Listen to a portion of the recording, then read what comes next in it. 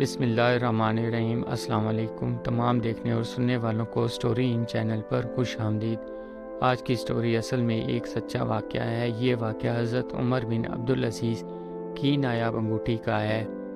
آج کی تحریر کا عنوان ہے عمر بن عبدالعزیز کی انگوٹھی۔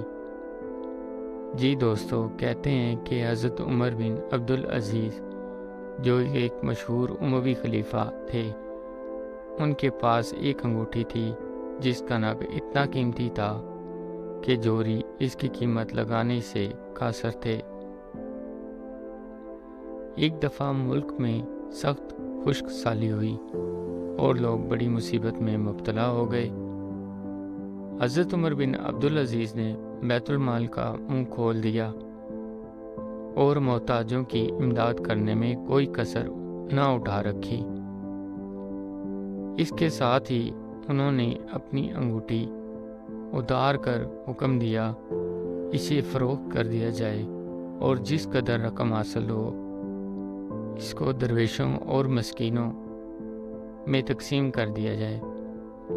چنانچہ اس انگوٹھی کی قیمت فروخت 7 دن تک ملک بھر کے محتاجوں اور مسکینوں میں بڑھتی رہی اور وہ نہال ہو گئے۔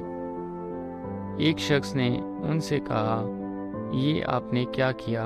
اس انگوٹھی کا نایاب نگ اب پھر ہاتھ نہ آئے گا۔ یہ سن کر حضرت عمر بن عبدالعزیز کی آنکھوں سے سبیل اشک رواں ہو گیا اور انہوں نے فرمایا کہ یہ بات خدا کو کیسے پسند آ سکتی ہے کہ لوگ بھوکوں مر رہے ہوں اور میں قیمتی انگوٹھی اپنے ہاتھ میں پہنے رہوں، حالانکہ مجھ پر ان کی نگہداشت اور خدمت فرض کی گئی ہے۔ جی دوستو، امید ہے آج کا یہ واقعہ بھی آپ کو پسند آیا ہوگا۔ مزید اچھی سٹوریز کے لیے سٹوری ان چینل کو لائک، سبسکرائب اینڈ شیئر ضرور کریں۔